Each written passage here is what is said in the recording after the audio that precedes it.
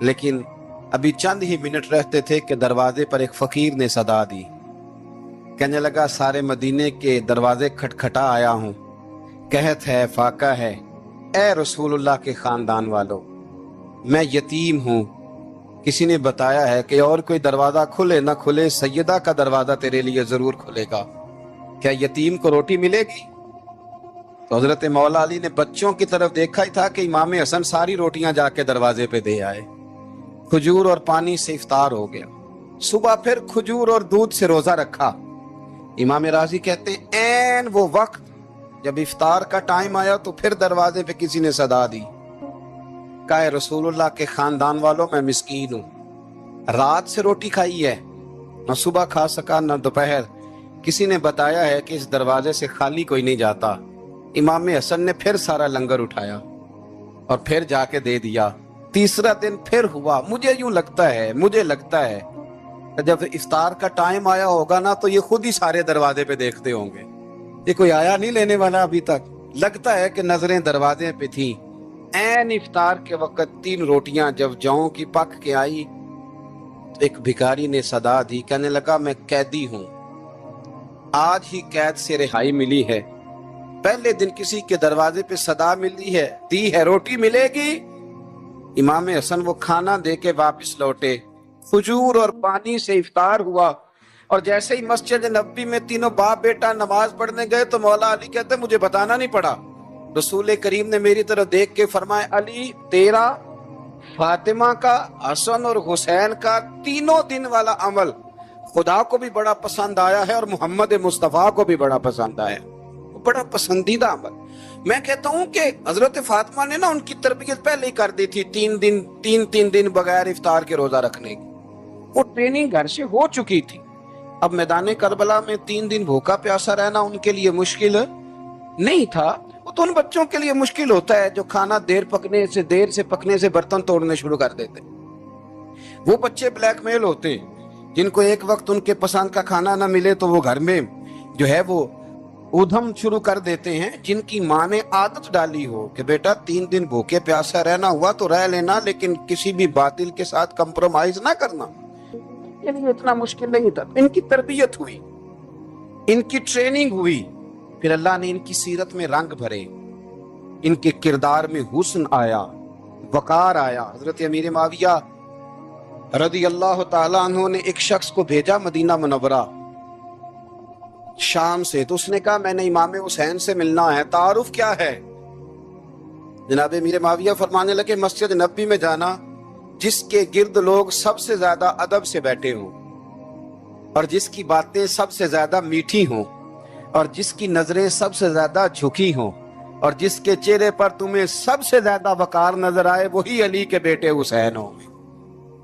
جو سب سے زیادہ تمہیں وہاں ماحول کے اندر جو شخص نظر آئے پوچھنے کی ضرورت نہیں پڑے گی.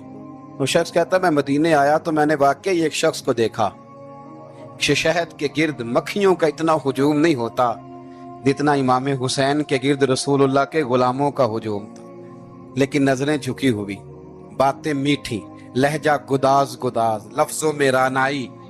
اور لوگ کئی باتیں پوچھتے تو علی کے صاحبزادے ایک کا جملہ بولتے تو لگتا یہ کہ وہ جملہ سیدھا دل میں اترتا چلا جاتا ہے. امام علی مقام کے کردار میں نا کچھ باتیں بڑی زیادہ تھیں، بہت زیادہ تھیں، بڑا حسن تھا. ایک بات تو یہ تھی امام حسین رضی اللہ تعالیٰ عنہ کا علم و فضل بڑا کمال کا تھا.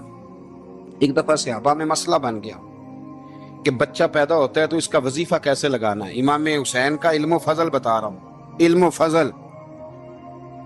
تو بات بڑی پیچیدہ ہو گئی. حضرت عبداللہ ابن زبیر کے پاس لوگ آئے، کہنے لگے کہ آپ بڑے صاحب علم و فضل ہیں، آپ نے حضور علیہ الصلوۃ والسلام کے ساتھ وقت گزارا ہے، تو مسئلے کو حل کریں کہ بچہ پیدا ہونے کے بعد حکومت اگر وظیفہ لگائے گی تو کب لگائے گی. جب بحث طول پکڑ گئی، مسئلہ حل نہیں ہوتا تھا، تو حضرت عبداللہ ابن زبیر کہنے لگے ہم سے نہیں حل ہوگا. ایک بندہ ہے جس کے سینے میں رسول اللہ صلی اللہ تعالی علیہ وسلم کے نور نبوت کا فیضان ہے، وہ یہ مسئلہ حل کریں گے. تو کہا وہ کون سے؟ آپ فرمانے لگے جب ہم سے مسائل حل نہیں ہوتے تو ہم ان کے علم سے فائدہ اٹھاتے ہیں. کہا کون ہے؟ کہا جناب امام حسین.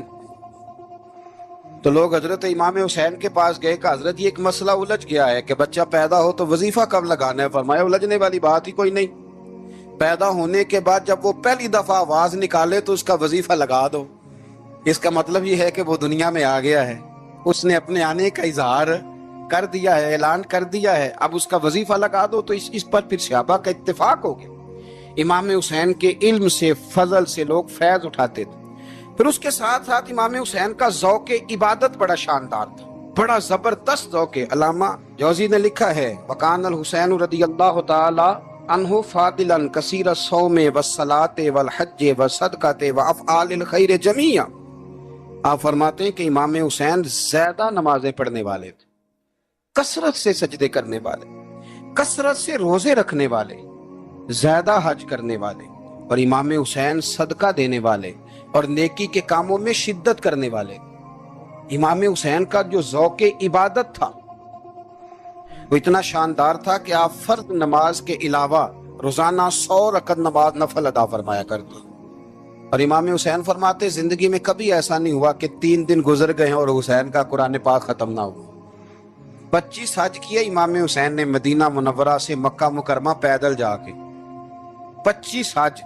اب تو نسبت والے لوگوں کو عبادت کی ضرورت نہیں نا، اللہ ماشاءاللہ کہتے ہیں نسبت بڑی ہے۔ بھئی جن کی نسبت اتنی خاص تھی کہ حضور نے فرمایا یہ فاطمہ کے نہیں میرے بیٹے، ان کا تو حال یہ ہے کہ فرض کے علاوہ 100 نفل، 3 دن سے پہلے ختم قرآن پاک، 25 حج فرمائے، تو کس نسبت کی بات کرتا ہے؟ یہ نسبتیں تو ہیں جو انسان کو عبادت کے قریب کرتی ہیں۔ لوگوں نے معیار ہی بدل دیا ہے۔ حضرت سیدنا امام حسین کی شہادت کے بعد حضرت عبداللہ ابن زبیر رضی اللہ تعالیٰ عنہ نے قاتلان حسین سے خطاب کیا اور فرمانے لگے اللہ کی قسم تم نے اس شخص کو شہید کیا ہے جو راتوں کو لمبے لمبے قیام کرتا تھا، اور تم نے اس شخص کو شہید کیا ہے جس سے میں دن میں جب بھی ملتا تھا تو وہ روزے سے ہوتا تھا۔ تم نے اس شخص کو شہید کیا جو قائم اللیل تھا، صائم الدہر تھا، اس شخص کو تم نے شہید کیا۔ آپ کو پتہ ہے کہ میدان کربلا میں